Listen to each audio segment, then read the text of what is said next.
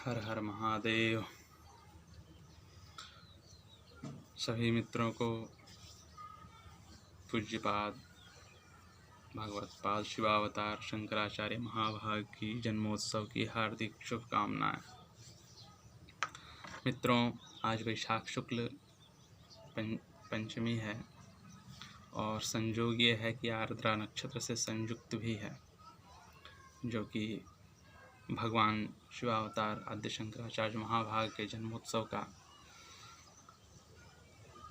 जो उनका जन्मोत्सव है उसका संयोग नक्षत्र और तिथि वशात दोनों का संयोग आज प्राप्त है। आप सभी लोग जानते हैं, हमारे सनातन धर्म के उद्धार के हेतु समय समय पर भगवान आशुतोष व भगवान नारायण अंश का ग्रहण करते हैं, यहाँ पर अवतार लेकर, और सनातन धर्म की स्थापना करते रहते हैं। यह समय आज से 2500 वर्ष पूर्व, जिस समय इस धराधाम पर, इस हमारी भारत भूमि पर बहुत सारे ऐसे जो अवैदिक लोग थे, उनके मतों का यहाँ पर जाल फैल चुका था। यहाँ तक कि शासन वर्ग भी जो था उस पर भी उन लोगों का प्रभाव इतना अधिक हो गया था कि वेदों का बहिष्कार किया जाने लगा था। वैदिक तत्वों को, वैदिक ज्ञान का पूर्णतः विरोध भी किया जाता था। शासन तंत्र भी स्वयं उसमें संयुक्त हो गया था इसके कारण, और कोई सामान्य जनमानस इसका विरोध करने के लिए उद्यत नहीं हो सकता था। भगवान आद्य शंकराचार्य महाभाग के जन्म के वृत्तांत में आप लोग जानते भी होंगे। केरल के कलाडी ग्राम में भगवत्पाद का आविर्भाव हुआ था। तो श्री माधव विद्यारण्य महाभाग के द्वारा संकलित एक पूज्यपाद का, शंकराचार्य महाभाग का एक जन्म का वृत्तांत है, ग्रंथ है, शंकर दिग्विजय। यद्यपि शंकर दिग्विजय अन्य भी प्राप्त हैं, तथापि सबसे प्रामाण्य उनका माना जाता है, और उसमें सभी सनातनी बंधुओं को उनका जीवन वृत्तांत अवश्य अध्ययन करना चाहिए। अपने इतिहास के गौरव को समझने के लिए सबसे पहले हम लोगों को उससे तत्संबंधित ग्रंथों का अवलोकन आवश्यक होता है। तो आजकल हमारे सनातन बंधु सबसे अधिक उपेक्षा यही कार्य करते हैं कि वे लोग अपने अतीत को नहीं जानने का प्रयत्न करते हैं। तो इसलिए भगवान आद्य शंकराचार्य महाभाग जिस समय इस धराधाम पर अवतार लिए, बौद्धों के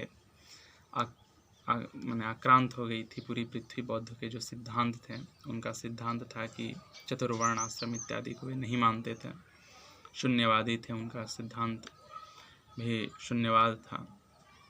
तो ब्रह्म एक है, वे नहीं मानते थे, बल्कि सब कुछ शून्य है। तो इस प्रकार के जो उनका सिद्धांत था उसको धराशायी करने के लिए तथा वैदिक मार्ग को अपने पुरातन रूप में पुनः स्थापित करने के लिए भगवान आद्य शंकराचार्य महाभाग का अवतार का प्रयोजन था। उस समय सुधन्वा जी जो थे, वे भी स्वयं बौद्धों के चंगुल में पड़ चुके थे, जिसको हमारे कुमारिल भट्ट महाभाग जी जो थे, उन्होंने उनका हृदय शोधन करके और पुनः वैदिक मार्ग में उनको स्थापित किया। इस प्रकार से भगवान शंकराचार्य के जो आविर्भाव का अनेक प्रयोजन थे पूरे भारत भर में, और बृहत्तर भारत में, आज का जो भारत है इससे बृहत्तर जो था उस भारत में, वहाँ पर नेपाल इत्यादि के भी जो क्षेत्र थे उसमें भी, जहाँ पर भी बौद्धों का जो अपना प्रभुत्व था, उनमें जो प्रभुत्वशाली जो आचार्य हुआ करते थे, उनसे भगवान आद्य शंकराचार्य महाभाग का शास्त्रार्थ भी हुआ। अनेक बौद्धों को उन्होंने परास्त करके वैदिक धर्म में पुनः उनको लाने का प्रयत्न किया, शिष्य बनाए। अनेक राजाओं को भी उन्होंने वैदिक धर्म में स्थान्वित किया। चारों दिशाओं में मठाम नायक महानुशासन जो है उसके अनुसार उन्होंने वैदिक जो प्राचीन हमारी जो वेदों की बहुत गूढ़तम जो रचनाएं हैं और गूढ़तम रूप से जो चक्र इत्यादि पर स्थित जो पीठ हैं उसी को उन्होंने आधिभौतिक रूप में उन्होंने चतुराम नायक का स्थापना करके और उस पर अपने 4 शिष्यों को स्थापित किया और उनसे आज भी शंकराचार्य की जो परंपरा है अक्षुण्ण रूप से चली आ रही। समय समय पर भगवान शंकराचार्य के जो परवर्ती जो उनके शिष्य थे और शंकराचार्य भी बहुत सारा अवदान उनका भी इस राष्ट्र को आलोकित करने में है। ज्ञान के मार्गदर्शन में उन लोगों का भी बहुत योगदान रहा है। बहुत से गणित के, बहुत से ज्योतिष के, बहुत से वेदांत के, बहुत से भक्ति के भी इत्यादि के ग्रंथ इन लोगों ने रचे।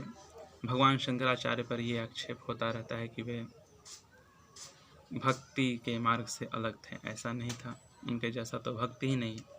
अगर आप लोग श्रीमद् भागवत का अध्ययन करते होंगे तो ये जानते होंगे कि भक्त जैसा, ज्ञानी के जैसा कोई भक्त नहीं होता, क्योंकि ज्ञानी जो होता है वह सर्वभूत हृदय होता है और उसके हृदय में ही सर्वभूत स्थित होते हैं।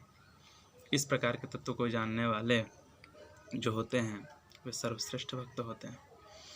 तो हमारा विषय था कि भगवान शंकराचार्य के जीवन को समझने के लिए इतनी अधिक मात्रा में उनके द्वारा वैदिक धर्म का उन्होंने स्थापना करने के लिए इतनी मात्रा में ग्रंथ का उन्होंने संकलन किया, प्रणयन किया। ब्रह्मसूत्र जैसे गूढ़ जो सूत्र थे बादरायण वेद व्यास जी के द्वारा, उस पर उन्होंने भामती भाष्य लिखा और इस प्रकार से उनका अवदान बहुत अधिक है। अन्य भी प्रकरण ग्रंथ बहुत सारे उन्होंने संकलन किए। ये जो हमारे जो सबसे नीचे के क्रम से जो लोग ब्रह्म तत्व को जानने की इच्छा रखते हुए चलते हैं, तत्वबोध इत्यादि उनको प्राप्त होते हैं। बहुत सारे ऐसे ग्रंथ हैं, सैकड़ों से भी अधिक ग्रंथ हैं जो भक्ति पर भी हैं। अनेक देवताओं के स्तोत्र इत्यादि उन्होंने रचे, बहुत सुंदर स्तोत्र। आज भी जो भक्ति वाले लोग हैं वो भी शंकराचार्य को छोड़कर नहीं रह सकते, क्योंकि शंकराचार्य ने जो सुंदर सुंदर जो स्तोत्र रचे उन्हीं पर भक्ति वालों का भी दाल रोटी चलता है। यह मैं बिल्कुल दावे के साथ कर सकता हूँ। इसमें कोई जिसको इच्छा हो हमसे इस बात पर, जिसको विसंगतियाँ हो हमसे प्रमाण ले सकता है। तो भगवान शंकराचार्य के द्वारा इतने संख्या में जो अवदान हुआ और मात्र 32 वर्ष की अवस्था में उन्होंने सब कुछ करके प्रयाण कर गए। उनका उद्देश्य पूरा हो चुका था। 16 वर्ष की अवस्था तक तो स्वयं ब्रह्मसूत्र पर भाष्य भी लिख चुके थे वे, और उनका यही जो योगदान था, अगर केवल हम लोग उसके 2-4 अंश भी अगर ग्रहण कर लें, उसका रक्षा कर लें, हम लोग को कुछ नया करने की आवश्यकता ही नहीं। भगवान शंकराचार्य जो इस कलयुग में जिस तरह भगवान नारायण, वशिष्ठ, व्यास इत्यादि हुए, उसी तरह कलयुग में भगवान शंकराचार्य की उपादेयता शास्त्र सिद्ध है। हम लोगों को उनका अनुगमन करना चाहिए और उनके सभी प्रकार के जितने सिद्धांत हैं उसको आत्मसात करके भारत को भव्य भारत बनाने की दिशा में हम लोग को प्रयत्नरत रहना चाहिए। चतुर्वर्ण आश्रम इत्यादि की व्यवस्था में उन्होंने इतना उदात्त रूप से हर जगह अपने शास्त्र में जहाँ जहाँ भी उनको जगह देना था दिया। इसके कारण उनको केवल ब्रह्म या सब कुछ सर्वम खलविदम ब्रह्म के ही सिद्धांत पर नहीं, अपितु व्यवहार जगत में जो भी साधना होता था, उनका जो कार्य साधन होते थे, उन सभी कार्य साधनों को उन्होंने शास्त्रोक्त रूप से श्रुति स्मृति प्रतिपादित किसी भी तत्व को उन्होंने बहिष्कार नहीं किया। यह प्रमाण सिद्ध है। अनर्गल लोगों का जो प्रलाप होता है वह अज्ञान जनित होता है, उसके मूल में अज्ञान होता है। शंकराचार्य के सिद्धांत को नहीं जानने का दुष्परिणाम होता है। इसलिए आप भगवत पाद शंकराचार्य शिवावतार को आप लोग श्रवण करें, उनके सिद्धांतों का अध्ययन करें, उसको मनन करें और अपनी ब्रह्मत्व सिद्धि करें, यही हमें सभी ब्राह्मणों से निवेदन है। आज उनकी जन्म का जो शुभ अवसर प्राप्त हुआ है, उनका जन्मोत्सव हम लोग हृदय में ही मना लें और हृदय में ही उनके सिद्धांतों को आत्मसात करें। यही उनके प्रति सच्ची हमारी वो आदर का भाव का वो अभिलक्षक होगा। और हम लोगों को सर्वप्रथम ये सोचना चाहिए कि आज भारत कहाँ जा रहा है। जो आज स्थिति है वही स्थिति बौद्ध काल में उस समय 2500 वर्ष पूर्व भी था। इसलिए हम लोगों को सच्ची श्रद्धांजलि देने के लिए एकमात्र कार्य भगवान शंकराचार्य का अनुमोदन, और अंधा अनुमोदन नहीं है, शास्त्रानुमोदन है। भगवान शंकराचार्य ने अद्वैत दर्शन की स्थापना नहीं की थी। स्थापना करती तो क्यों किसी को कोई अनुमोदन करता, बल्कि ये श्रुति का सिद्धांत था अद्वैत की स्थिति। अद्वैत उन्होंने नाम नहीं दिया। श्रुति में, उपनिषदों में, वेदों का भी जो शीर्ष जो होता है, शिरोभाग होता है, वो अद्वैत होता है।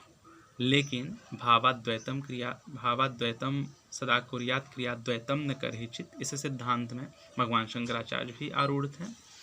इसलिए उन्होंने भाव जगत में अनेक द्वैत परक कार्यों को किया, और द्वैत परक कार्यों करते हुए अधिकार प्राप्त होने के बाद हम उस स्थिति में पहुंच जाते हैं कि हम लोग अद्वैत की सिद्धि कर सकें।